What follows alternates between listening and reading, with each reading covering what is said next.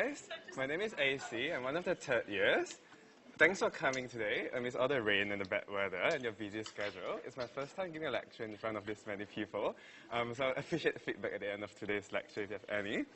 So just welcome back to the new semester. And just there are too much content in today's slide, and it's definitely an overestimate of what will be covered in your VIA exams. So I will just point out the main points which I think you should know and remember for your exams. And for those which are not essential, feel free to leave them out or just have to read about them at the end of the day. And I have the tendency of repeating myself many times during my lecture just so that I reinforce some ideas and so that it's easier for you to remember. So just bear with me. And so today's lecture is about upper limb anatomy. Hopefully it's able to help you to revise for your VIA exams by the end of the year. This is how today's lecture will flow. So we'll do some basics. We'll spend 10 seconds to talk about embryology, and then we'll work our way down, all the way from the shoulder down to the hand.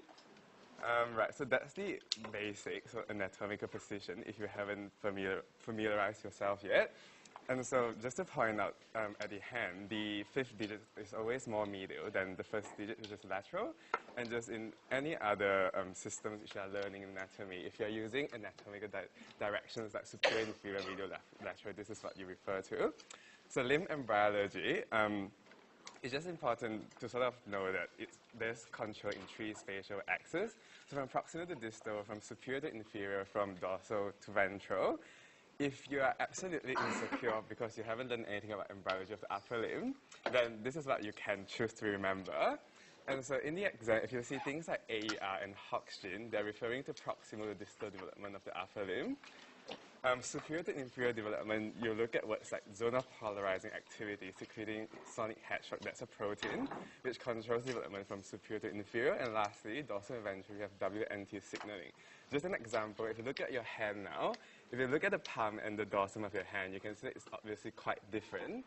The palm will have things like, creases, and the dorsum of the hand will have hair follicles, it has nails and stuff, and that's essentially what this WNT does. All right, these are a few slides for your own good, or maybe not. You feel free to have a read about them. Just one of the pathology which sort of has been highlighted in our course is focomelia. So that's just simply congenital limb malformation, and that's caused by thalidomide, which was once used to treat morning sickness. So it's obviously teratogenic, and just for revision purposes, teratogenic drugs would obviously cause much more effect when they are taken in the first trimester of pregnancy. And because of the impact you get, the babies having shortened and stunted growth of their limbs, it has been stopped to be used as that treatment. All right, and that's my spiel on embryology. Now just the overview of the regions of the upper limb. So you start from the shoulder, you move down the arm, the forearm, and the hand. We just cover the bones, the muscles, the blood vessels, the nerves in every single region, hopefully. But this lecture would not focus too much on the muscles, simply because I think for exam purposes, they'll just cover the basics of each muscle, and that's all. All right, and revision about the movements at the shoulder joint. And so we'll start with shoulders now. So that's your clavicle. That's the first bone which we'll cover today. And so this is the top view from the top downwards. And so you have the superior surface of the clavicle here. This is medial, and that's lateral. So you have the sternal end here. By its name, you would know that this is the end where the clavicle articulates with your sternum. And at the lateral end, you have the acromial end of the clavicle, and that's where the clavicle articulates with your scapula. All right? Important pathologies. Now, in my lecture slides, there will be a lot of slides with the heading pathology. I think these are the important slides which should likely be examined in your exam, simply because I think in medicine, in any subject you study, they always try to relate it to the clinical world. And so for anatomy, it can be fractures in bones. Now, so it's commonly fractured at the medial third. As you can see here, the medial two-third is curved anteriorly. Okay, and the lateral one-third is curved posteriorly. Sometimes people use other terms like convex and concave. It's just different words to describe the same thing. And so if you can remember that image, then you would be able to work things out. And the fracture will be the middle third here, simply because that's where it transitions from curving anteriorly to posteriorly. All right? Now, the full fracture, you have seen this term many times in your in your course, and it simply stands for falling on outstretched hand, and so essentially falling this way. So when you fall and you try to support yourself and to stop, stop yourself from falling, you fall on an outstretched hand, and in that case, a fracture will be at the middle third here. That's the scapula.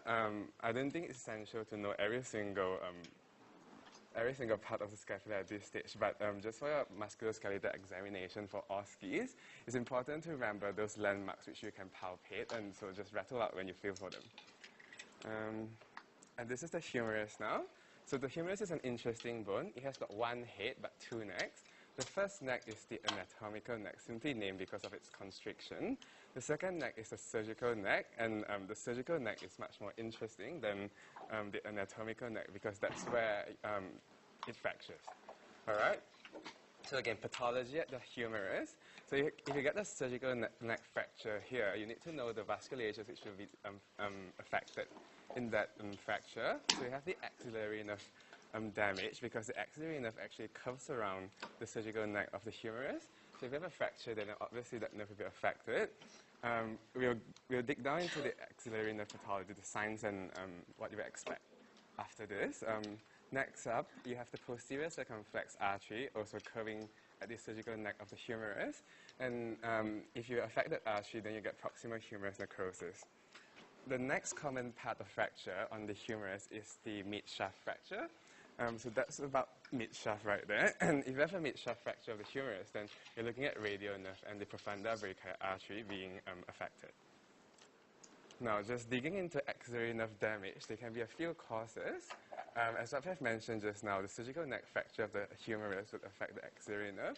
You can see here, this is pointing to the axillary nerve up here, and so it wraps around the surgical neck of the humerus. And another way of causing axillary nerve damage is if you dislocate your glenohumeral joint.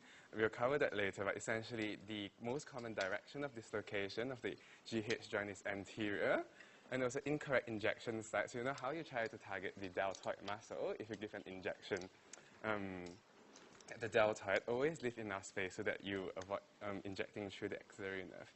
Now, in any nerve damage, if you want to predict what kind of signs and symptoms would the patient have, always think about the nerve supply. So every nerve would have a sensory supply and a motor supply. So, I mean, obviously I'm generalizing, but most of the nerve would have a sensory supply and a motor supply. So say in your OSCE, they ask you to examine a patient who specifically has things like median nerve palsy, then think about what does median nerve supply. If you think about the sensory supply, think about the motor supply.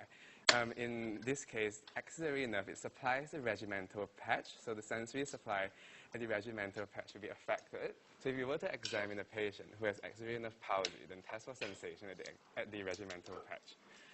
And it supplies the deltoid muscle, and so if you want to look at the impact of axillary nerve on the muscle, then test for the deltoid muscle.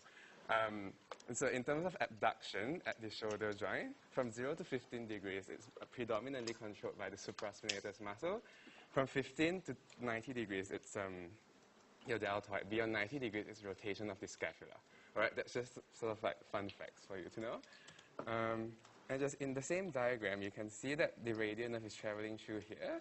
Hence, if you have a mid-shaft fracture of the humerus, then again you get radial nerve damage.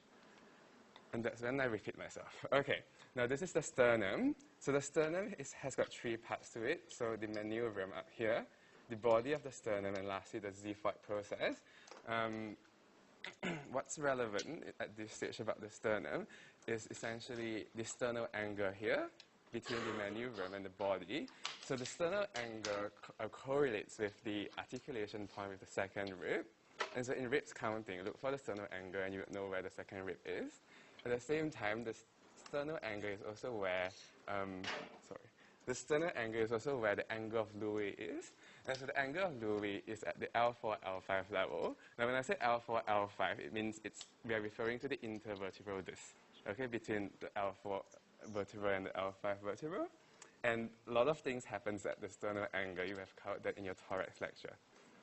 Now, moving on to the joints. So name the three joints and the bones articulating which makes up the shoulder complex. Does anyone want to take this question? The guy in the gray jumper, would you mind to take this question? Yeah. All right. The three bones, the clavicle, the scapula, and the humerus. Yeah, that's right. And so first the glenohumeral joint. Yeah. Second, femoroclavicular, and third, The sternoclavicular joint. Perfect. Thank you. So essentially, these are the three joints and the bones articulating with them. That's good. Now, that's a glenohumeral joint. Obviously, with too much information for Vaya. Now, it's the most complicated joint among the three. It's a ball and socket joint, and it's highly mobile because you need to perform a huge range of movement at that joint. In any joint in a human body, if it has high mobility, then the offset is done on the stability. So it's not stable compared to the more immobile joints. But the stability is provided by the rotator cuff muscles and also all the structures here which have been highlighted. If you want to go in and read more about them, then essentially they all have their own role in terms of maintaining stability. And the most common direction of dislocation is anterior. Now, this is the slide showing clearly that if you have anterior dislocation of your glenohumeral joint, then you would impinge on your axillary nerve, which is right in front of it, and hence refer to axillary nerve pathology. And I just wanted to speak a bit more about the other directions of dislocation. Now, posterior dislocation of the shoulder joint is quite rare, but it can occur during electrocution or epileptic seizures, all right? So the patient comes in with a superior dislocation of the glenohumeral joint, then think about, did the patient have an epileptic attack? And sorry. Did I say superior? My bad. I intended to say posterior dislocation is related to electrocution and epileptic seizure, not superior. The superior dislocation is quite rare, simply because there's not too much space of movement. You can see the acromion there, sort of restricting movement. All right? Okay, the rotator cuff muscles. So the acronym to remember for the rotator cuff muscles is simply SIDS. So you have supraspinatus, which is the muscle here. So again, primarily its function is for abduction, the first 15 degrees. And then you have infraspinatus at the posterior surface, and the teres minor down here, which is also at the posterior surface. And you would be able to predict the movement it would create. So if it is in the posterior surface and it shortens, it's going to cause your humerus to rotate outwards. So you get external rotation by the two muscles. And lastly, subscapularis, which is at the anterior surface. So if you have it shortening, then it will cause your humerus to turn inwards, so internal rotation. Are we all happy? Yeah, and the function of the rotator cuff muscle, firstly, to stabilize the shoulder joint, and next up, they're rotators, essentially, except for the supraspinatus, which function more as an abductor. Okay, so a bunch of clinical tests, a good revision for OSCE practice. So that's showing near sign, and that's Hawkins test. And when you perform these two tests, you're looking for impingement syndrome. So if the patient has tendinitis, then by doing these two tests, you elicit tenderness. Empty can test is shown in this picture, and again, it's testing for supraspinatus strength. And so you can see apprehension on this person's face, indicating anterior shoulder instability. All right, and so it's essentially testing for stability of the joint. And lastly, epi-scratch test, essentially asking the patient to do 3 movements. So this movement, that movement, and also that movement. All right, testing for range of movement. Okay, subacromial bursitis, one of the pathologies we can have at the bursa simply because of too much movement information. So you get your painful arc syndrome here from 50 to 130 degrees of abduction. I'm not sure how essential are these angles for your OSCE practice, but if you can remember them, you're more than amazing. Okay, is there any team in the room? Any team at all? The guy in the gray jumper, sorry, would you like to nominate someone for the question? Andrew. Oh, okay. Yeah, Andrew. So someone came in with pain in the right shoulder. The doctor abducts the arm to 90 degrees, supinates the arm, flexes the elbow, and then applies pressure from the scapula, externally rotating the arm. Just what test is this? What are you doing like that? Backwards. So externally rotate the arm backwards. Probably disability. Yeah, and did you know the name of the test? Is that the Apprehension test. Yeah. Am I scared? Oh, scared for the patient. Okay, cool, sorry. Yeah, fair enough. Any Alice in the room? Would you mind to nominate someone? Will. All right, Will. I don't know. Calvin. All right, Calvin. So someone has brought into the emergency after a car hit her. So she complained of pain in her right shoulder and hand. What rapid test would the doctor do to assess her shoulder's range of movement? At least. Yeah, perfect. Now, moving on into gateways now. So there are 4 gateways which are here. Now, this is my favorite diagram showing the gateways because I drew it myself. And so it's a very simplified image, just naming the important bones and muscles, forming the boundaries of the gateways. Now we start from the top here, that's suprascapular foramen, and this is an image from Grace, all right? Grace Anatomy. So that's your suprascapular foramen, that's your triangular space, that's your quadrangular space, and that's your triangular interval. The way I remember that this is triangular space and this is triangular interval is S for superior, S for space, I for inferior, I for interval, all right? And so that way you wouldn't confuse yourself. Now we're just going to go through a bit of the landmarks there. So you have the scapula here, you have the teres minor, teres major, long head of triceps brachii, and the humerus, all right? And so out of the 4 spaces, the most important of them all is the quadrangular space and the triangular interval. Okay, so we'll start with the important ones first. So quadrangular space. Again, from this image here, you would be able to just rattle off the boundaries if you can remember the image. So the superior boundary of the quadrangular space is bounded by the inferior margin of the teres minor. The medial margin is by the long head of triceps brachii, and the inferior margin by the superior part of the teres major. And then you have the humerus forming the lateral boundary. And coincidentally, this is where your surgical neck is of the humerus. Hence, if you have a fracture of the surgical neck of the humerus, you will damage 2 structures which are in the quadrangular space, namely axillary nerve and posterior circumflex artery. All right? You're happy? Is there any question at this stage at all? Or am I going too quickly? Are we all good? All right. Now, the second most important space is your triangular interval. Again, I for inferior, so this is your triangular interval. You can work out the margins by remembering the diagram. So, and lastly, the structures which travel through them is the radial nerve and the profunda brachii artery.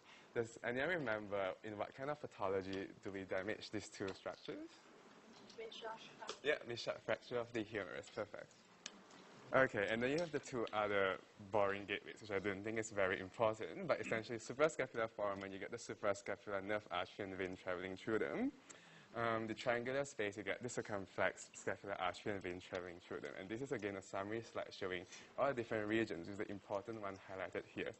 This is a diagram I pinched off somewhere, and it might again help you to remember the margins. Okay, now moving on to the axilla. I think when you were back in year 1, everyone keeps saying, remember the boundaries of the axilla, because a lot of sort of structures travel through it. I'm not sure how important that is for VIA. If I were to put a bet on something, this is not my bet, but if you wanted to remember them, then they are all there, and just take it away and have a read about them. And these are the contents of the axilla with the mnemonic axilla. Wow. Alrighty. Now we're moving on to the arteries. So we have done bones and muscles in the shoulder region. We're moving on to the arteries now. The way I remember the arteries for any regions at all in the human body is I always trace it back to the heart. So I always start from the heart, simply because that way it sort of adds bits by bits into the big map of the arterial supply of the human body. So this diagram, obviously, that's the aorta from the heart. The first branch of the aorta is the brachiocephalic trunk. The brachiocephalic trunk will branch off and give you your right subclavian artery and your right common carotid artery. Second branch of the arch of the aorta is your left common carotid artery, and the third branch of it is the left subclavian artery. All right? For the purpose of upper limb, we are only interested in the subclavian artery part of it. All right? So you start from the aorta, you move on to subclavian artery. And so if you follow my cursor on the screen, that's the aorta, that's the subclavian artery. It goes all the way down to the lateral margin of rib 1, and at this point, it changes its name and calls itself the axillary artery, just to make things more complicated, all right? So it calls itself axillary artery all the way down to the inferior margin of teres major. at the inferior margin of the teres major, and at that point it calls itself the brachial artery. All right, brachial artery would travel all the way down to the cubital fossa, at which it bifurcates into your radial and ulnar artery. Are we all happy? Is that clear for everyone? So you get aorta, subclavian artery, axillary artery, brachial artery, radial, and ulnar artery. All right, and these are just the landmarks which I've mentioned just now. And yeah, that should help to remember. Now, moving on to specific arteries. In the axillary artery, they always seem to stress about the branches of it. Again, I don't think it's that important for the purpose of VIA, but if I were to remember anything, then remember that there are 3 parts to it, and the number of branches from each part correlates to the part number. All right. So first part 1 artery, second part 2, and third part 3. Feel free to remember them if you want to. Now, just again, details about the arteries, brachial artery. So after the inferior margin of the teres major, the axillary artery calls itself the brachial artery. So it travels medially downwards and gives a branch of the profunda brachial artery, which again travels in the radial groove, damaged in the mid-shaft fracture of the humerus. Yeah, and it supplies the posterior part of arm. And again, profunda brachial artery is pretty deep, and so that's not where you would be feeling for pulses. And this is again helpful if you want to remember all the branches of the axillary artery. Now, and then the same thing goes to the vein, all right? I always start from the end now, moving towards the heart, okay? And so you can see the basilic vein here. And so basilic vein is the one which runs medially. Cephalic vein is the one which runs laterally. And so if we start from basilic vein, moving all the way up here, and again, at the same transition point, the lower margin of the teres major, it changes its name and calls itself the axillary vein. All right? And axillary vein all the way and calls itself the subclavian vein, and then the SVC and then the heart. Okay, so that's your venous drainage from the upper limb.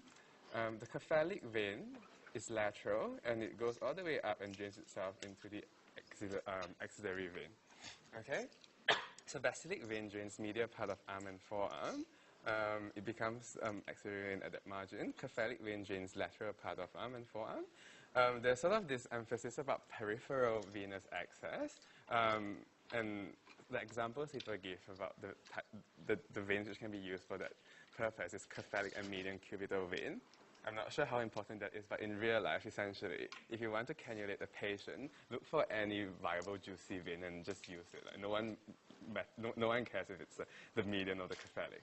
Okay? Now, and I thought just fun fact of the day about brachial vein. So most of the arteries have veins named after them as well. And so we have brachial artery. In this case, it's your basilic vein. Has anyone ever wondered about brachial vein? Probably not. But if you wonder about brachial vein, then brachial vein is a deep vein. So we are not interested about deep vein, but it's a deep vein in there, and some people can have a pair of them. All right? Just to tell you that brachial vein does exist, but we are just not too interested in it. Okay, so we've covered arteries, veins, and now we go down to lymphatics. There are 5 groups of axillary lymph nodes which are important to remember, especially for the year 2 topics, because I'm not sure that you have done hematology examination in your patients yet, but in a hematology exam, you would be expected to palpate for all the axillary lymph nodes. The same goes to a breast examination. All right? In either of the examination, you need to know where your lymph nodes are in the axilla. Remember their name because you need to potentially say them out while you go. All right, so there are 5 groups of axillary lymph nodes based on location. The first one is the pectoral lymph nodes. So pectoral lymph node is much more anterior and medial. All right, so pectoral node would drain most of the chest wall, including the breast. Hence, if you have a metastasis to a lymph node from the breast cancer, then the pectoral lymph node would be the first one affected. And you have the humeral node here, which is lateral. All right, and that would be where your upper limb drains into. You have the subscapular nerve, more posterior, and that drains the back, the shoulder, the neck. Now, and all 3 lymph nodes drains into the central node, and then the central node will then drain into the apical node. All right? Now, in your examination, we are only interested in the 4 superficial nodes down here. Okay? Apical node is a bit too deep, so you're not expected to palpate for them, but the other 4 would be relevant in your clinical examination. Now, And if there's anything you want to remember about lymphatics, which is useful for clinical settings, it's this diagram. This is really basic. If you haven't remembered this, you have to remember it now. All right? So eventually, by the end of the day, only the right upper quadrant of the human body drains into the right lymphatic duct. Everywhere else drains into the thoracic duct. All right? The right lymphatic duct will then drain into the right subclavian vein at the junction between the right subclavian vein and the right internal jugular vein. Okay?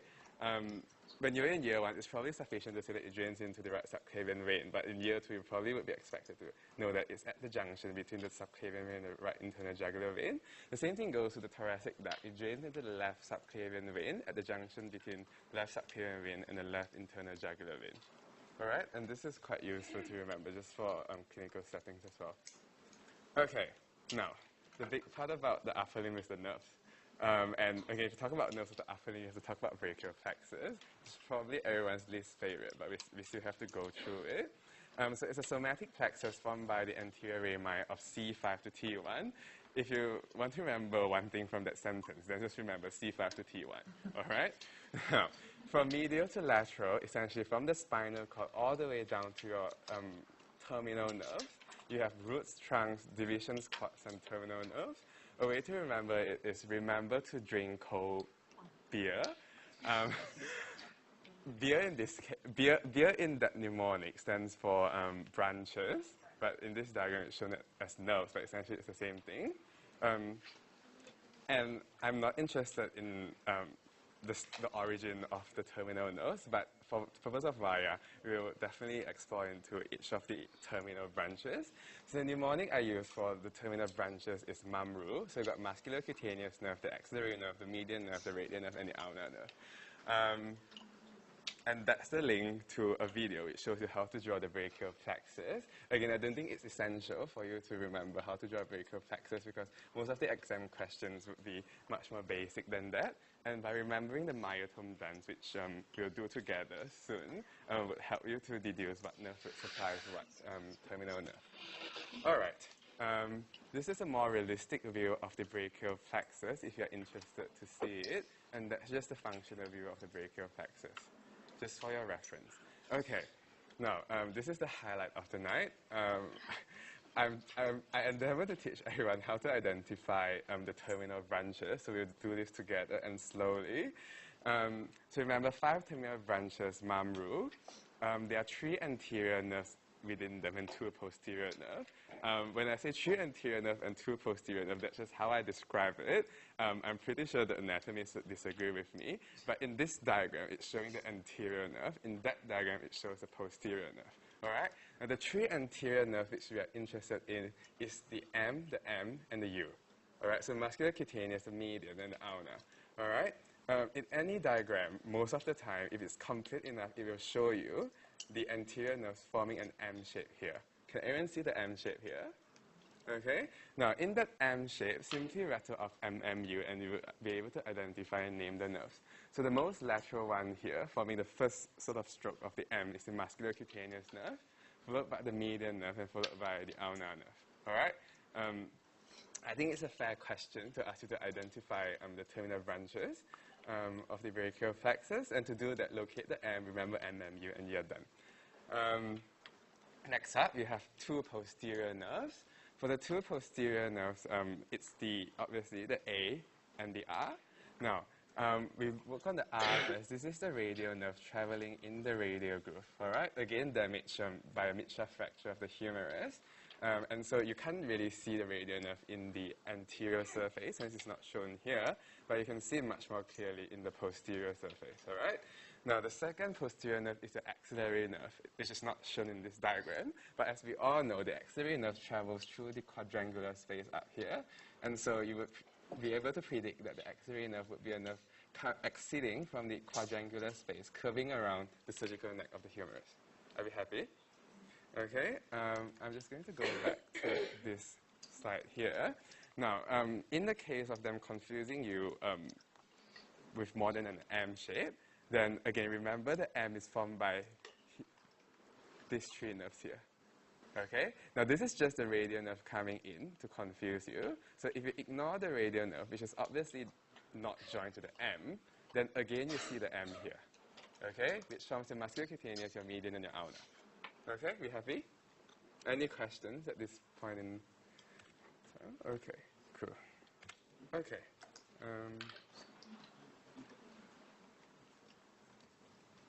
All right. So now, to remember the nerve supply of all the muscles in the upper limb, there's actually a really general rule to that. To remember that, then don't look at the slide, but look at me now. So link all the compartments of the muscles to the nerves running through it. And essentially, that nerve would be the nerve supplying that compartment. All right? So there's an anterior compartment and a posterior compartment at the arm. The same goes to the forearm. There's an anterior compartment of muscle and the posterior compartment of muscles. Okay? And then you have intrinsic muscles in the head. Anterior compartment of the arm will be supplied by your muscular cutaneous nerve. Okay, they are mostly flexors of the elbow joint. Posterior compartment of the arm would be mostly the extensors of the elbow joint supplied by your radial nerve. All right, there's muscular cutaneous and radial. If you move down to your forearm, again you get the anterior compartment supplied by your muscular cutaneous nerve. Sorry, anterior compartment supplied by your median nerve, and then the posterior compartment supplied by your radial nerve. All right, so muscular cutaneous radial, median radial. And lastly, you have your intrinsic hand muscles, which are all supplied by your ulnar nerve, except for the muscles which have been highlighted here. So half lobe is that mnemonic. And again, obviously, I'm generalizing when I say every muscle in that compartment is supplied by that nerve. But as a general rule, if you can remember that, then you get most of the questions right. Okay. So again, so the anterior compartment of the arm are flexors of the elbow joint. The posterior compartment of the arm are extensors of the elbow joint. And then in your forearm, they are actually all in extrinsic hand muscles. Now, extrinsic hand muscles, by definition, are muscles which control your hand. Okay? They are not in your hand. They are in your forearm, but they control your hand. All right? And hence extrinsic. Relative to intrinsic hand muscles, they are in your hand and they control your hand. All right? We'll go into the half lobe in more specifics later. And, okay, fun fact about muscular cutaneous nerve. You see this diagram in the exam showing you the coracobrachialis muscle here with a nerve piercing through it. That's your muscular cutaneous nerve. All right? So besides being the first most lateral branch of your arm, it also pierces through the coracobrachialis muscle. That should help you to identify the muscular cutaneous nerve. Okay.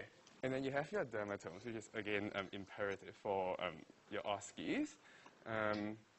Now, to remember the dermatomes, only remember the midline dermatome, which is your C7. If you remember C7 being midline, then you can work your way up towards C6, C5, C4, or downwards C8, T1, T2. All right? So that's, again, basics. And in your neurological examination of the upper limb, always compare the dermatomes side by side. So if you test for pain in C7, the next thing you do is to test for pain in the C7 region of the other arm.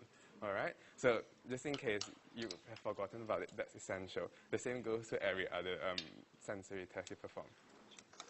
This is cutaneous innervation, and this slide is there only because, only for completion. And I'm just trying to demonstrate the difference between cutaneous innervation and dermatome.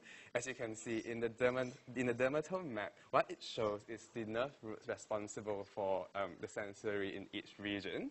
All right, so you trace it right back to the nerve roots. However, in cutaneous innervation, there are 101 nerves responsible for each region. All right? And so I suppose one of the ways you can use this diagram is if you have an axillary nerve palsy, then you would expect the region supplied by the axillary nerve to be desensitized. As if you trace it back to your cutaneous innervation, then you can predict which region is affected by that specific nerve in terms of its sensory supply. Okay? Now, myotomes. All right, so if there's only one slide I would revise from today's lecture, a day before my VIA exam, it's the myotome dance, all right? Because I'm going to show you a couple of questions which can potentially be the type of question asked during your VIA exam, telling you the movement and asking you what nerve roots are responsible for that movement. All right? Now, so we'll do this together. So if you can put down your pen and your computer, we'll learn the dance together. All right? So shoulder abduction, you will start from here. So it's 5, 6, 6, 7, 8. Okay? And then 5, 6, 7, 8, 6, 7, 7, 8, 7, 8, 7, 8, C8, T1, C8, T1. Okay, we'll do this again. So 5, 6, 6, 7, 8, 5, 6, 7, 8, 6, 7, 7, 8, 7, 8, 7, 8, C8, T1, C8, T1. Amazing people. Okay, now, are we happy or should we do it one more time? Okay, we do it one more time, simply because it's like the most important bit of the lecture. It's easy and it's high yield for exam. Okay? Now it's 5, 6, 6, 7, 8, 5, 6, 7, 8, 6, 7, 7, 8, 7, 8, 7, 8, C8, T1, C8, T1. Okay? We're happy. Now, I'm just going to highlight something about the myotome table. I'm just going to highlight something about the myotome table here. As perfect as it seems, there are a few actions that are not covered by your myotome duns. Okay, just bear that at the back of your head. So you can see here, shoulder extension and flexion is not covered in your myotome duns. Neither is internal rotation and external rotation. Okay, so I think at this stage, all I would do is to keep my fingers crossed that they don't ask about those actions.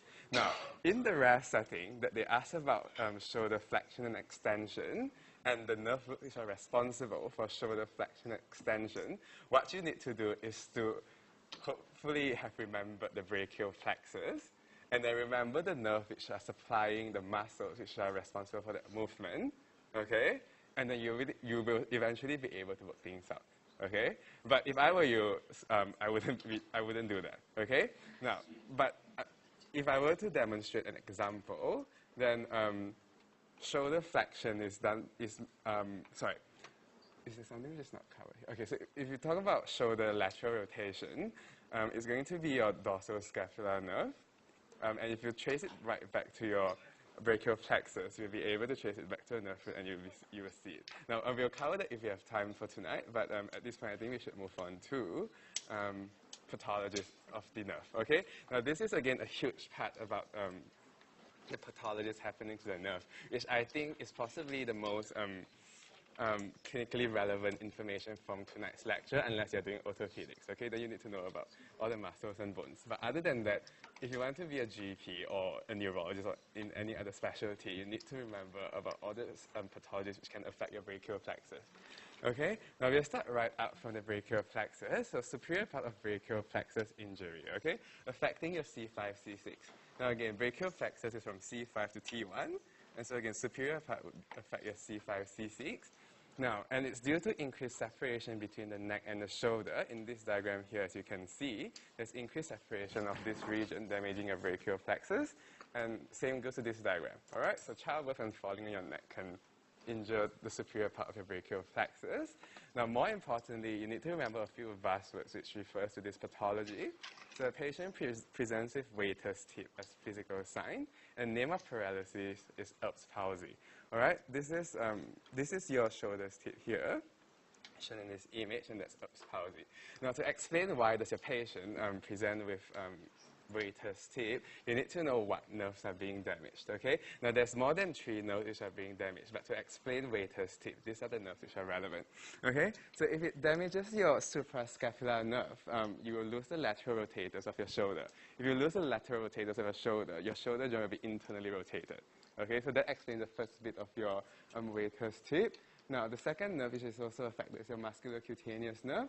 So you lose your forearm flexus, because you have damaged your muscular cutaneous nerve.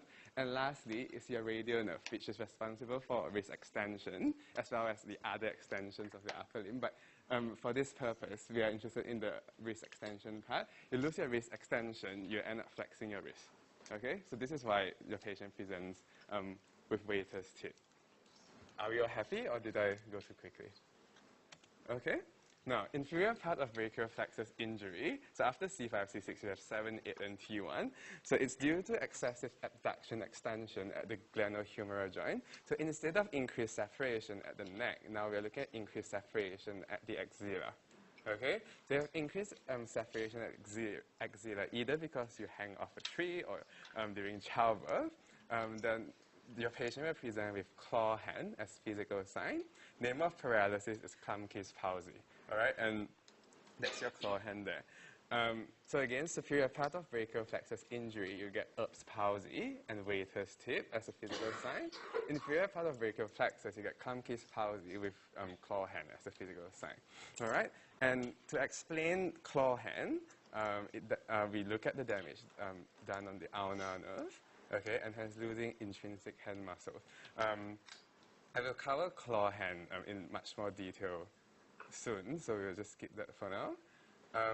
Now, specific nerve damage, radial nerve damage can be caused by a mid-shaft fracture of the humerus because it travels through the triangular interval. It can also be caused by Saturday night palsy or crutch palsy, okay? Now, crutch palsy is simply because incorrect usage of the crutch should mean that the patient will rest their axilla on the crutch, and so compressing your radial nerve in the axilla, okay? And again, to predict what it causes, radial nerve damage, you think about its sensory supply and its motor supply. Now, the motor supply is listed here, loss of extensors, okay? Essentially, if your injury is high up enough, affecting your radial nerve, then you would lose all your extensors all the way from your forearm and your arm, and the physical sign would be wrist drop, okay? Because you can no longer extend your hand at this part. Okay, I wanted to cover about sensory supply of the radial nerve. Does anyone know about a test which we sort of perform if you are trying to evaluate if the radial nerve sensory supply is intact? Just which part of the hand do you test for? Yeah, the snuff box, okay. You guys are too clever. Okay, yep, all good. So it's a snuff box, and so that's where your radial nerve would supply. And if you go back to the cutaneous innervation diagram, you'll see the same thing. Okay? Now I just wanted to highlight the difference between wrist drop and Erb's palsy. So Erb's palsy, again, your patient would present with waiter's tip. So this is waiter's tip, okay, affecting more than just one nerve and one muscle. So this is waiter's tip, but in wrist drop, essentially, your patient can still mobilize every other joint, but they can no longer extend their wrist. Okay? Now, median nerve compression, I think sort of the most commonly quoted syndrome is carpal tunnel, which we will cover after. Now, long thoracic nerve damage can be due to removal of axillary lymph nodes in mastectomy, and the physical sign you get is winging of the scapula. So you can see when the patient exits force towards the wall in this picture here, their scapula is pointing upwards, because the muscle which is responsible to keep the scapula in place is your serratus anterior muscle, and that's supplied by your long thoracic nerve. Okay? Just 1 second. Okay, now moving on to questions. Is there any Amy in the room? Who was the last one to take the question? Yeah.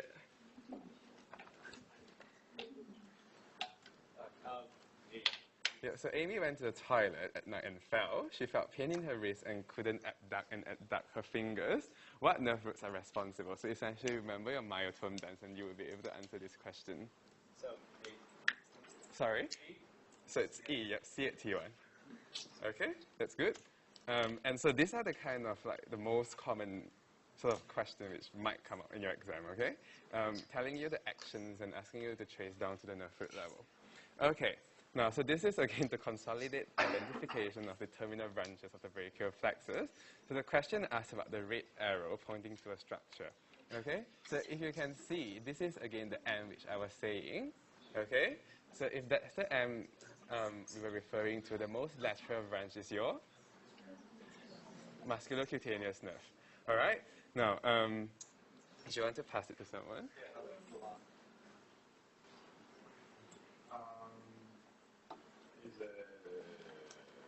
We can go through one by one. So the first one, muscle that it supplies the muscles, the main nerve that supplies the muscles in the forearm. Did you remember?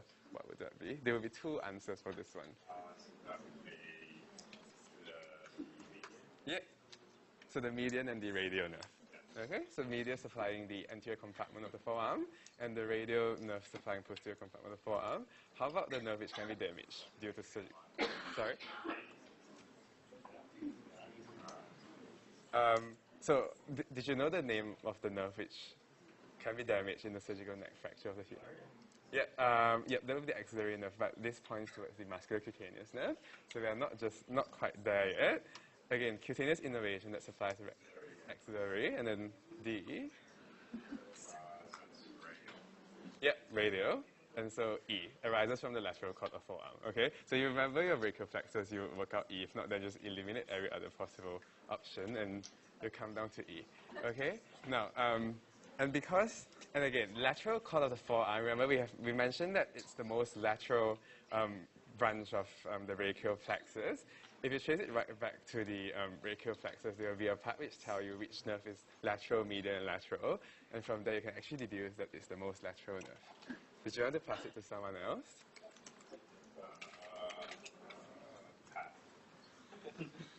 Yeah. So now it's pointing to the blue arrow. So again, locate the M here, and you know that the blue arrow is pointing to the median nerve. That's right. So if you damage your median nerve, you'll still be able to extend your elbow. Yes, because that's done by your radial nerve. Would you lose sensation of palmar aspect of index finger?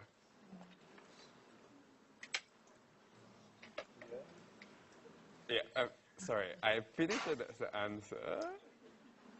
Yeah, so that's your answer, okay? Because if you lost sensation in the dorsal aspect of the last finger, I think that's your ulnar nerve.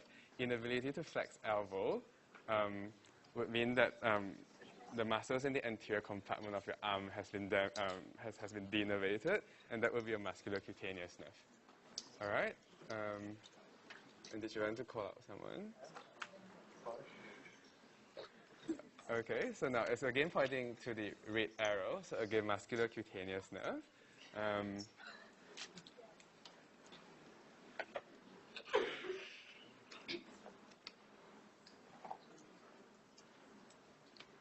So muscular cutaneous nerve would supply the muscles in the anterior compartment of the arm, and they flex the elbow. Yeah. And so if you damage it, you get inability to flex elbow. Okay? Now, this is the last question in the street. Is there any John in the room? No John? Okay, did you want to nominate someone? All right, so John fell from the scaffold, grabbed on the rail to break his fall, experiences fine motor impairment and Horner syndrome. Where is the lesion, and name the type of palsy? So hanging from a tree.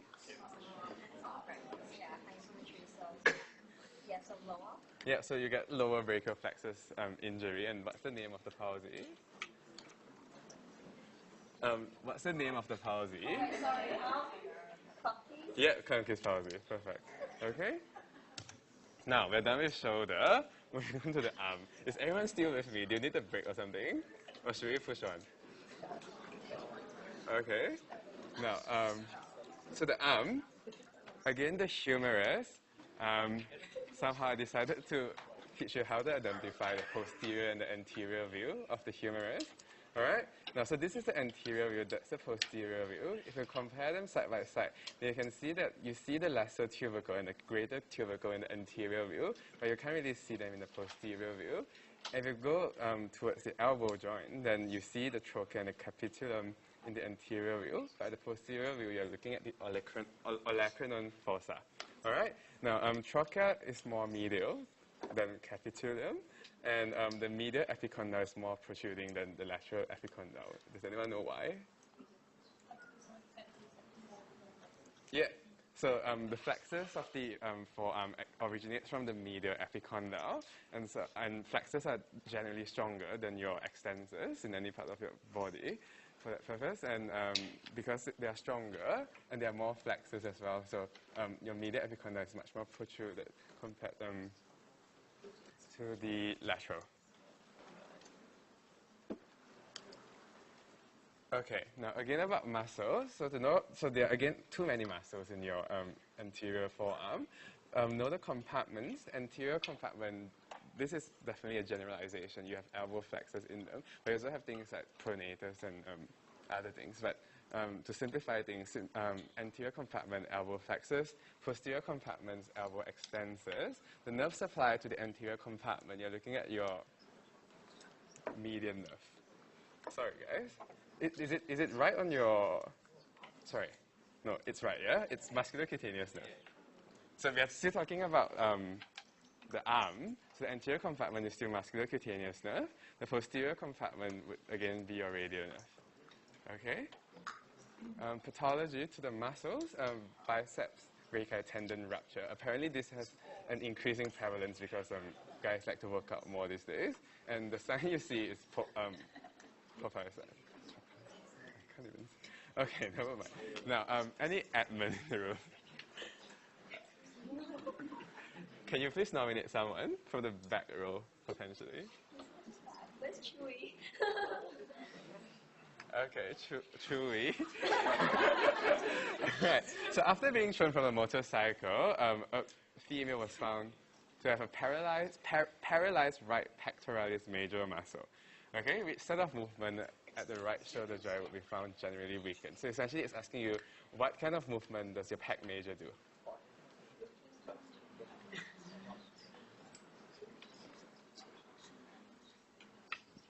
Did you want to take a peek? Yeah, it's adduction and flexion, so it's C. All right? Okay. Can you please nominate someone? Chewy. Can you please nominate someone?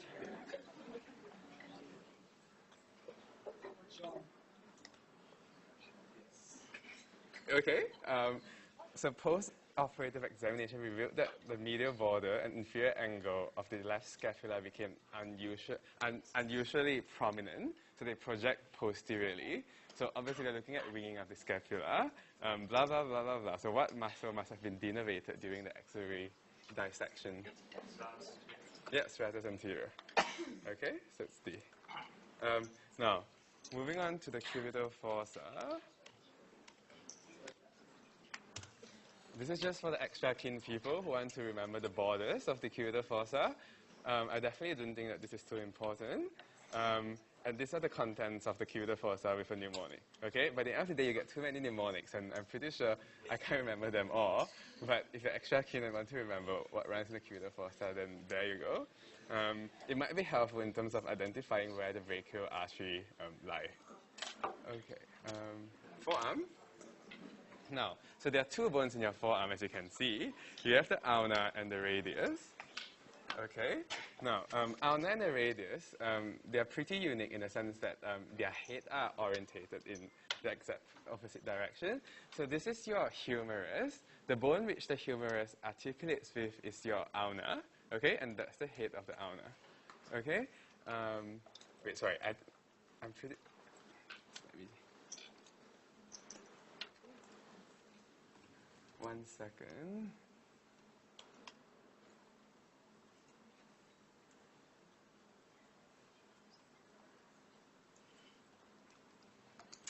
I'm not sure whether you call this part the head or the other part the head actually, but I'm pretty sure from memory, this is the head and that's the other head. Alright? So either way, that's the ulna which articulates with your humerus, and this is the radius and it articulates with your metacarpals. Okay? And does anyone know which bone is your... Okay, it's up there anyway. So your medial epicondyle, the one here, is your funny bone. Alright, so it's not the olecranon, which is the funny bone, it's the medial epicondyle. And you know how you hit your funny bone and you get like pins and needles and stuff? It's your ulnar nerve. If you have enough time to locate the region of pins and needles, you will see that it's going to be the medial part of your palm which is affected instead of the whole palm, because that's where your ulnar nerve supplies. It's a supply sensation. Okay, this is the difference between the ulna and your radius. So ulna is more medial, radius is more lateral. Ulna is longer, radius is shorter. Position of head of ulna is distal. Okay, so yep. This was the head of the ulna, and this was the head of the radius. Okay? And articulation is essentially the easiest thing to remember to distinguish between the two. The ulna articulates with the humerus, the radius articulates with your carpal bones. Okay. Now, muscles at the forearm. Again, muscles in the forearm are all not all, like most of them are extrinsic muscles of your hands. So they're not in your hand, but they control your hand. So you have anterior compartment for flexors, posterior compartment for extensors. Brachial radialis is in the posterior compartment, but it's a flexor. The nerve supply for the anterior compartment is the median nerve, with a few exceptions, which I wouldn't bother remembering them at this stage, and the posterior compartment would be a radial nerve. Okay? So some of the slides I try to be as simple as possible to just help us all remember the basic concepts, and some of the slides are just too complicated, so I think we just have to pick and choose. Now, if you're interested in all the muscles, there are 4 layers to them, and they're all here. And these are the extensors at the posterior compartment of your forearm. Again, pathology of the muscles. So you have golfer's elbow and tennis elbow. Remember, golfer's elbow is also essentially medial epicondylitis due to inflammation at the common flexor origin. Now, it's pain on wrist flexion. I just wanted to highlight this because wrist flexion is this movement, not this movement, all right? This is elbow flexion. This is wrist movement, wrist flexion. So if you were to test for medial epicondylitis in your patient, you definitely need to isolate the ulna and the radius and ask them to flex outwards, all right? If you don't do this and you ask the patient to do this, you're not testing the flexors of the wrist, you're testing the flexors of the elbow. Okay, does that make sense? So if you were to be examining someone for golfer's elbow or tennis elbow, always, you always do it with 2 hands. You essentially, what I'm trying to say is that I've seen people, or rather I've been taught to examine both arms at one time, so ask them to flex together and extend together. That cannot happen if you are trying to test specifically for medial and lateral epicondylitis, because one of your hands has to be holding the ulna and the radius, the other hand is trying to oppose the movement of the wrist. Okay? So tennis elbow is the opposite. You get lateral epicondylitis at the common extensor origin and pain on wrist extension, okay, not elbow extension. Student elbow, so inflammation due to excessive pressure and friction over the bursa, also known as subcutaneous olecranon bursitis. These are just sort of like eponymous, maybe not eponymous names, but essentially buzzwords which you can try to remember. Okay, nursemaid elbow. So commonly occurs when arm is put outwards with forearm pronated. So the head of the radius dislocates from the annular ligament simply because it's not fully formed just yet. And so your patient will present with pronated forearm, and the treatment is simply to supinate the forearm while elbow is flexed. I'm not too sure how effective this treatment is, but something to remember, I suppose. All right. In terms of fracture in the distal radius, okay, so your wrist fracture, you have Colles and Smith fracture. Who was the last person to answer the question? Yeah, can you please call someone up for me? Yeah. Okay. Was it Joel? You said? Was it Joel? Joanne. Joanne. Can you try to tell me which one is Colles fracture and which one is Smith fracture?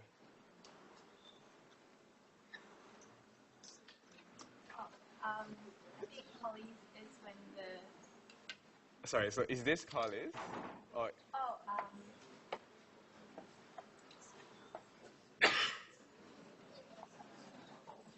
so that would be a fracture. Pardon? So that would be a Smith fracture? This is a Colles fracture. Okay. Now, again, Colles fracture can happen due to a Fuchs fracture, so falling with outstretched hand. So that's your sort of outstretched hand position. And I just wanted to say that a Fuchs fracture, the description Fuchs can sort of describe 3 types of fracture. The first one was your fracture right up in your clavicle. Remember that your middle 1/3 of the clavicle being fractured during a Fuchs fall. And that actually happens more commonly in older people. The second sort of Fuchs fracture is your Colles fracture here. This happens more in younger people. And the third type of Fuchs fracture is your scaphoid fracture, which we'll cover soon. All right? It's not sort of a like the 3 of them don't happen together at the same time. But if you think about Fuchs fractures, is remember to sort of predict that there are 3 spots for fracture. Okay, so that's Colles fracture falling with an outstretched hand, and that's Smith fracture. Okay, now, Colles fracture, mechanism for falling on an outstretched hand. And these were the three full fracture which I mentioned. And in terms of describing X-ray, so this is an X-ray of a Colles fracture.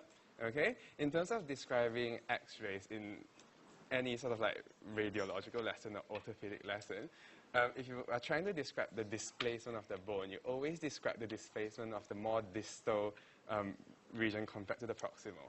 All right. So in this case, you will say that the distal ulna is displaced posteriorly. Okay. Instead of saying the proximal I meant radius. So the distal radius is displayed more posteriorly. Instead of saying proximal radius is displaced anteriorly. Okay. So always refer to the more distal segment, and that deformity there is called deformity. Smith fracture would be the opposite of Colles fracture. So falling on a flex hand, and your distal radius is expected to be displaced anteriorly, okay, instead of posteriorly. Now, moving on to the wrist and the hand.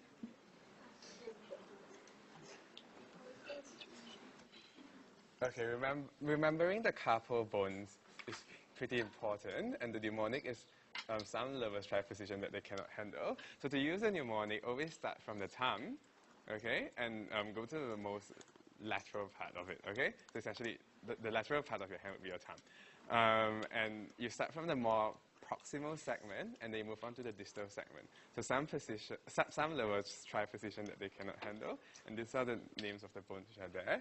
Now, it's important to remember that the pisiform cannot be seen posteriorly. So if you can see the pisiform here sitting on the triquetrum, this is an anterior view. All right? On the other hand, on the posterior view, you can't see the pisiform because the triquetrum here will be covering it. All right? Now, scaphoid fracture, it's pretty important simply because it can present as a medical emergency. So this is your scaphoid, and you can see the fracture line here. This is particularly significant because the bone seems to be displaced. Now, the scaphoid has a distal to proximal blood supply. Proximal scaphoid fracture is much more important to note compared to a distal scaphoid fracture, because if you don't treat a proximal scaphoid fracture, then you can get avascular necrosis of the proximal part. Okay? What did I say? So proximal fracture confers higher risk of AVN due to tenuous blood supply. Now, because the blood supply comes in from the distal segment all the way into the proximal segment, so you would expect more blood supply at the distal segment compared to the proximal segment. Okay? Now, to evaluate if a patient has a scaphoid fracture, then you press on the anatomical snuff box to elicit tenderness, because that's essentially where your scaphoid is. Okay. This is your carpal tunnel.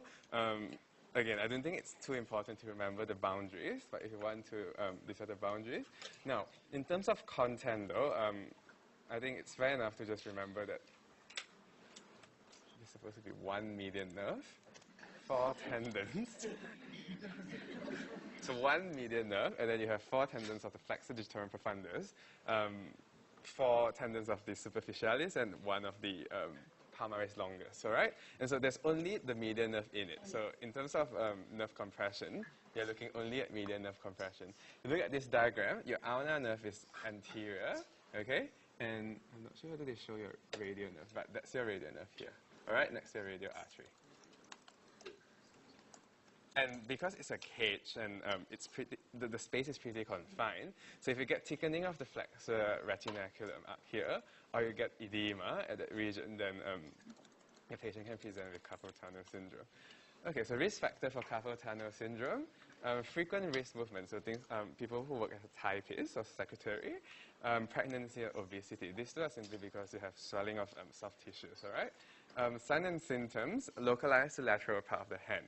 Now, it's quite important to distinguish between sign and symptom, between tingling sensation in the medial part and the lateral part of the hand. Because if it's a medial part of the hand, we are not looking at median nerve, we are looking at the ulnar nerve. If it's the lateral part of the hand, then you're looking at the median nerve, all right? You get things like paresthesia, anesthesia, pain, and T9 atrophy. So if you have forgotten, then this is your T9 eminence, and that's your hypoTNA eminence. So T9 eminence closer to the thumb, hypoTNA eminence closer to your last digit, and the muscles in your T9 eminence are supplied by the median nerve. in terms of the type of examination you can do on your patient, that is the T-nose test and Phelan's test. So none of these tests are very sensitive or very specific, but for medical school purposes, you still have to do them. If you're after a more objective way of measuring, then you need to do a nerve conduction study. Okay, and that's definitely much more advanced, but that would be the thing you do in a hospital setting, just trying to isolate that nerve and see whether the transmission of the impulses has been impeded. Okay, in terms of treatment, so you always start from lifestyle management. So essentially non-invasive things, trying to avoid medication. So it's just simply splinting, that we just try to not move it as much. But obviously, if it's a serious case of carpal tunnel syndrome, then it's not going to be resolved with simply by splinting it. You can try corticosteroid injection if your patient is not fit enough for surgery. If not, you can do surgical carpal tunnel release, okay? So they simply snap off the flexor retinaculum, which is the ligament running through there. And flexor retinaculum, fun fact, it was more useful to gorillas back then, if you believe in evolution, because they climb with their, they crawl with their palms. And so now that we are humans and we do no longer crawl and climb, so essentially has no purpose anymore. So you snap it off, it's fine. And that's just simply showing the location of the sensations you would get. Anatomical snuff box, again, not important to remember the boundaries, but they're just there if you're interested. I suppose the more important bit is that the floor is made out of the scaphoid and the lunate bones, and the contents will be your radial nerve, radial artery, and your cephalic vein. All right? If you feel for your anatomical snuff box, you should actually be able to feel for a pulse in there. Okay, because that's your radial artery. So if in a clinical setting you're ever suspicious about someone having a clot in their radial artery, I suppose that's a reason to feel for a pulse. Okay, clinical relevance. Assessing scaphoid fracture, again, pressing into it to elicit tenderness. Testing sensory innervation of radial nerve, which we covered just now. And palpating for radial pulse, if that's necessary. Okay? Canal of Guyon. So it's a canal between the hamate and the pisiform. The contents are the ulnar nerve and the ulnar artery. As you can see here, that's probably the most important bit about canal of Guyon. It has the ulnar nerve and ulnar artery traveling through it. Okay? Now, moving on into the hand. So we're almost done, guys. We've covered shoulder, arm, forearm. Now moving on to the hand. There are too many muscles in the hand, but there are sort of like 6 groups of muscles which you can classify them together. So firstly is the tena eminence. So you can see up here your tena muscles here, which is supplied by your median nerve. So you have the 3 muscles there, and hypotena eminence is here. And then you have interossei, which is here. Okay, we have a pretty good mnemonic to remember about the interossei. So you have dorsal interosseous muscles and also palmar interosseous muscles. So there are actually 4 dorsal interosseous muscles and 3 palmar interosseous muscles. The dorsal interosseous muscles abduct your fingers, and the palmar interosseous muscles abduct your fingers. Okay, so for that 3-pad, does this mnemonic work with everyone? So D for dorsal, AB for abduction, P for palmar, AD for adduction. Okay? And then you have your lumbricals, which are actually supplied by 2 nerves. Okay? So half of the lumbricals are supplied by your ulnar nerve. That's your medial half of the lumbricals. And the lateral half of the lumbricals are supplied by the median nerves. Okay? The purpose of the lumbrical is to flex your MCP joints, so your metacarpophalangeal joints here, and it extends the 2 IP joints. Okay? Now if, yes, and that's the function of lumbricals, and you have the other 2 less important nerves there. Okay, so nerves supply to intrinsic hand muscles. So all intrinsic hand muscles are supplied by ulnar nerve except for half lobe. So half of the lumbricals, because it's only the lateral half of the lumbricals, which are supplied by your median nerve, and the OAF essentially muscles, which makes up your tena eminence. Okay, so just tena eminence and half of the lumbricals, which are supplied by your median nerve. Okay, now I'm just going to talk a bit about flexion. Okay, so never mind. We'll just go through the nerves which you can find in your hand. You have your median nerve, and in terms of this, again, always think about sensory supply and motor supply, and you'll be able to predict where the effect would be. And so in terms of sensory supply of the median nerve, it's palmar lateral 3.5 of fingers, which is shown here. So that's the palmar view. So these are the purple region is where your median nerve supply. The motor nerve would be half lobe, and the sign which you would see in a patient would be hands of benediction and failure to perform Ochsner's clasping test. Okay. In terms of ulnar, okay. Now, I think we have time, so we can just go through. We can just dig down a bit further in terms of which patient would present with hands of benediction and which patient would present with Ochsner's clasping test. Okay, so hands of benediction. So you ask the patient to make a fist, and what they do is that they do this, okay? Because they can't flex the lateral 3 fingers, and that is when your intrinsic hand muscles are affected, okay? Now, if you have a higher sort of, you have a higher median nerve palsy, then essentially the extrinsic hand muscles in the anterior compartment of your forearm are also affected, okay, because they are supplied by your median nerve. Okay, if your injury is higher up, then those muscles can't work either. And among those muscles, you have flexor digitorum profundus and flexor digitorum superficialis. And to evaluate their function, you ask them to do the clasping test, and you'll see that some of the fingers will be sticking out and they can't clasp their hand together. Okay. All right. For ulnar nerve, sensory supply would be to the palmar and dorsal medial 1.5 of fingers. Motor will be all intrinsic hand muscles except for half lobe. Okay, the sign which you'll be looking at would be claw hand and forearm sign. Forearm sign is essentially this one. You put a piece of paper, ask the patient to resist you pulling out the paper. If they have this sign, then essentially it's the adductor pollicis, which doesn't work as well. Now, in terms of thumb movement, so this is flexion, that's extension. This is abduction, that's adduction, okay? And then you get circumductions here, okay? Radial nerve, sensory supply to dorsum of hand, except tips which are innervated by, that's probably not too important. And in terms of the motor supply of your radial nerve, remember, don't hunt for muscles supplied by your radial nerve in your hand, because the intrinsic hand muscles are all supplied by your ulnar nerve, except for half lobe supplied by your median nerve. So if you are trying to evaluate for radial nerve damage, then look at the extensors in your forearm and your arm. Okay? The sign which the patient can present with is wrist drop. Okay. Now, all right, we have hands of benediction and ulnar claw side by side here, and I'm just trying to highlight the differences between them. Before that, I'm just going to go through which nerve supplies the muscle which flexes each joint here. All right, so just go through it together from the MCP, the DIP, the MCP, the PIP, and the DIP. All right, now the MCP joint is flexed by your lumbricals. Your lumbricals have got dual nerve supply.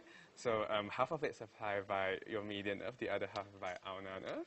Okay, and lumbricals are intrinsic hand muscles. Okay, your DIP is flexed by your flexor digitorum superficialis. Okay, so that's actually extrinsic hand muscles in your forearm. Okay, and they are all supplied by median nerve. So only single nerve supply, and that's your median nerve. Okay, and lastly, your DIP is flexed by your flexor digitorum profundus. Okay, and flexor digitorum profundus again has dual nerve supply. Half of it supplied by your median nerve, the other half by ulnar nerve. Okay, so again, this is flexed by your lumbricals. This is flexed by your flexor digitorum superficialis. That's flexed by your flexor digitorum profundus. Okay, your lumbricals and the profundus are the ones which have got dual nerve supply. Okay, we happy? Now, so hands of benediction is you observe that in if you damage your median nerve. Okay, so it appears when you ask the patient to make a fist compared to ulnar claw. So if the patient has ulnar claw hand, they come to the clinic with this. Okay, if the patient has median nerve damage, they essentially come to the clinic with this. Ask them to flex their fingers, and they give you this. Okay, because they can't flex this tree. The digits affected are obviously different. In hands of benediction, it's your index and medial finger.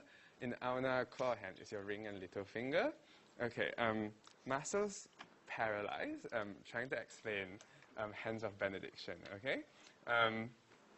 So the lateral two lumbricals are paralyzed because they are supplied by your median nerve. Or the flexor digitorum superficialis as well, if the injury is high enough, okay, affecting the extrinsic muscles of the hand. And lateral half of flexor digitorum profundus, okay? Essentially, they just can't flex the three fingers here. So inability to form flexion of the MCP and IP joints of index and middle finger. Okay, now ulnar claw hand, I just wanted everyone to have a look at this image, okay? This is ulnar claw hand, and I really need you to take note that the MCP joint is not flexed, okay? Now, so ulnar claw hand is not this, okay? It's not this because the MCP joint is not flexed. It's hyperextended, but the PIP joint is flexed, okay? So if you always think that ulnar claw hand is this, you're not right, okay? But sometimes, you know, sometimes just trying to be simple, you do that, but no, claw hand is this, okay? You have a hyperextended MCPs and flexed PIP. Is this confusing anyone? Is there any questions at all? Okay, so if you look at this diagram, this is claw hand. You get hyperextended MCPs, and then you get flexed PIPs and DIPs. Okay, and to explain ulnar claw hand, you talk about the medial two lumbricals, which have lost their function. So again, lumbricals flex the MCP joint and extends the two IP joint. So if you lose the lumbricals, then you get hyperextended MCP joints and then flexed IP joints. Okay, ulnar paradox. Now, this is again not too essential, but there's this saying which goes, the closer to the paw, the worse the claw. So in most of the nerve damages, the more proximal the damage is, the more impact you would expect and predict, because there'll be more muscles downstream which are affected. Okay, so that's a general rule. In ulnar nerve injury, the more distal the injury is, the more significant the claw hand is. Now, this is explained by the damage to the ulnar nerve produces more clawing if the damage is distal compared to proximal. I'm speaking on top of my head. Okay, never mind. Now, so that's explained because if you damage your ulnar nerve distally, okay, your FDP, your flexor digitorum profundus, will not be paralyzed. So essentially, if you damage your ulnar nerve at this region, then your extrinsic hand muscles in your forearm are not affected, okay? So they still work just fine, okay? And when they work just fine, and only your lumbricals is affected, you get claw hand this way, because your lumbricals are affected, so they can't flex the MCP, they extend the MCP, and the PIP and the DIP are both flexed because of continuation of the muscle flexion from the extrinsic hand muscles. But comparing it to a more proximal damage to your ulnar nerve, if you damage your ulnar nerve from this region, then essentially you're affecting the extrinsic hand muscles which are supplied by your ulnar nerve. So that's your medial half of your flexor digitorum profundus.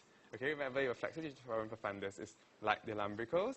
It has got dual nerve supply. If your injury is high up enough, then your flexor digitorum profundus is affected. And your lumbricus is also affected because it's downstream to it. And so again, you would predict lumbrical function to be impaired, so that one, but you don't get flexion of the IP joints because your FDP is no longer working as well. Okay? So you see less clawing if the injury is higher up, but more clawing if it's lower down, simply because the FDP is not paralyzed in distal ulnar nerve damage, but it would be paralyzed in proximal. Does this make sense? Is there any question? Okay. Now, moving on, radial nerve damage. Again, it can be because of a fracture at the mid shaft of the humerus. It also occurs in sudden neck palsy, presents as wrist drop due to loss of extensors. Okay, now just a bit of clinical skills now.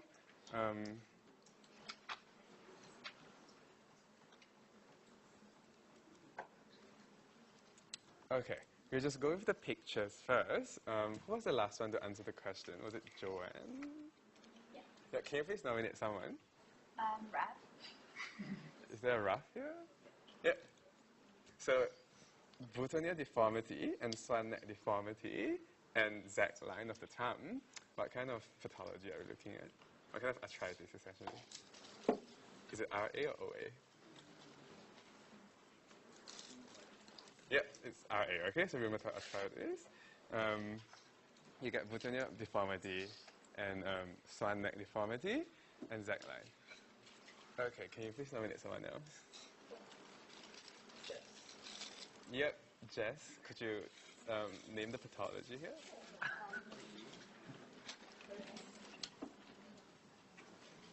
Is there a Jess? Oh, yeah. Osteoarthritis. Yeah, it's osteoarthritis, or OA. Now, I think this image is particularly helpful. If you have been confused between OA and RA and the signs you have been seeing, if you look at this image here, you can actually see osteophyte formations at the bone, okay, explaining the nodes. And when do you get osteophyte formation? It's in osteoarthritis because of wear and tear. Okay? So always think about Herberdin's and Boucher's node in osteoarthritis, and that is easily explained by this diagram here. Osteophyte formation, inflammation, blah, blah, blah. Okay. Now, just important distinguishing factors from the history of a patient who comes in with pain in their fingers. So rheumatoid arthritis generally can be at any age at all. OA, because it's from wear and tear, so it can present it's usually presented in later stage in life. Rheumatoid arthritis, inflammatory in nature, leading to joint destruction. Osteoarthritis, wear and tear, leading to damage, okay? Now, rheumatoid arthritis is more rapid in onset. Osteoarthritis is slower, so your patient will feel sort of like increasing pain throughout many years. RA is often symmetrical, simply because it's a systemic inflammation happening, so affecting both sides of the body. Osteoarthritis would be the side where the patient uses more, so if you're right-handed, potentially, you get more OA in your right hand compared to your left hand. Stiff when initially using joint in rheumatoid arthritis, but the stiffness gets better when you move the joint more. In osteoarthritis, the more you move it, the more stiff it gets. Okay?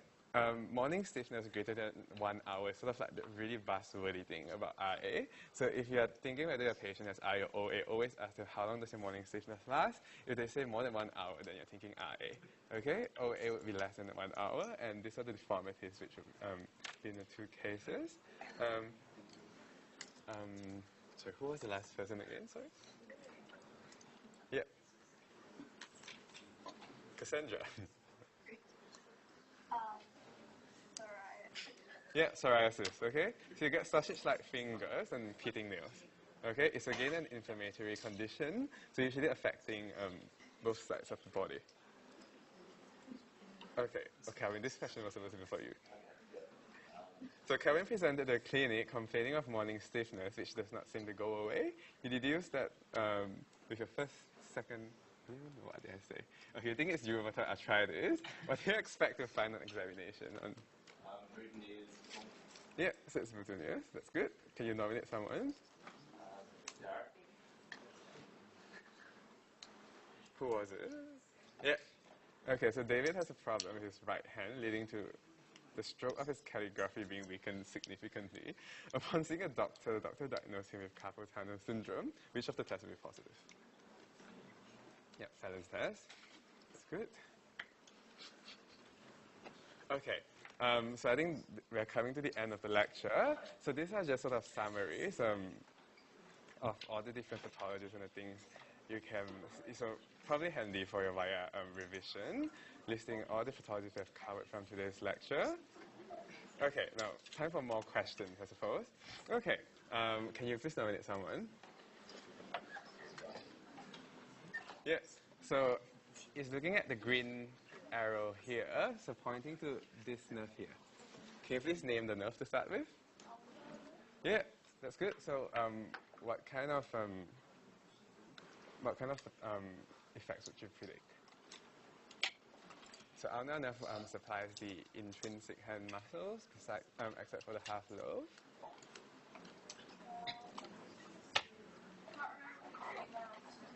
Yeah. So, can you tell me where's the tena and where's the hypothenar? Yeah, yeah. So the tena muscle would be supplied by your median nerve, and so yeah, so with the hypothenar muscles. Now, to remember that hypothenar is the one towards your small finger, and tena is the one towards your first digit. always remember that your radius is also, so your radius is lateral, all right? Wait, how do I remember them? Let me try to remember. Yeah, so your radius is more lateral than your ulna, right? So this is your radius, and that's your ulna. So ulnar nerve will supply the medial part of your hand, and because radial nerve is posterior, so the lateral part of your hand would be median, okay? And so median would be thenar muscles, and ulnar would be hypothenar muscles, okay? Can you please nominate someone?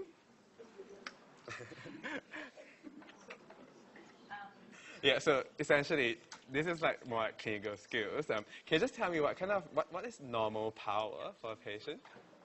Yeah, normal power is 5. And I suppose in this case, so what the question is trying to get at is that the patient cannot oppose gravity, okay? Because you can only move her arm horizontally across the bed, and you sort of know what number would it be. Yeah, perfect, so it's 3, okay? Can you nominate someone? Yeah, so someone entered the ED after an MVA. An X-ray was taken showing on the right. Which of the following is most likely to be demonstrated on examination? Can you please name the fracture first to start with? Where is the fracture? Mid shaft of the humerus, and what nerve and artery will be affected? Radial nerve and what artery? The deep artery. Yeah, the profunda brachial artery. All right. And so, if you have a radial nerve palsy, you lose your extensors. What would be the physical sign? Perfect. Okay. So that's your vision and everything else. Okay. Is there any Alicia in the room? Oh, there's an Alicia. I know Alicia. Yeah, Alicia. So you failed to abduct your shoulder. Okay, it's a her, okay? Just ignore that. What nerve roots are affected? So myotome dance again. Yep, so it's 5, 6. Okay? Can you nominate someone? Me. A patient fails to extend his wrist joint. What nerve roots are damaged? Yep, so it's 7, 8, 7, 8. Okay, so this is the last question for today. Is there a Rob in the room? No? May you nominate someone?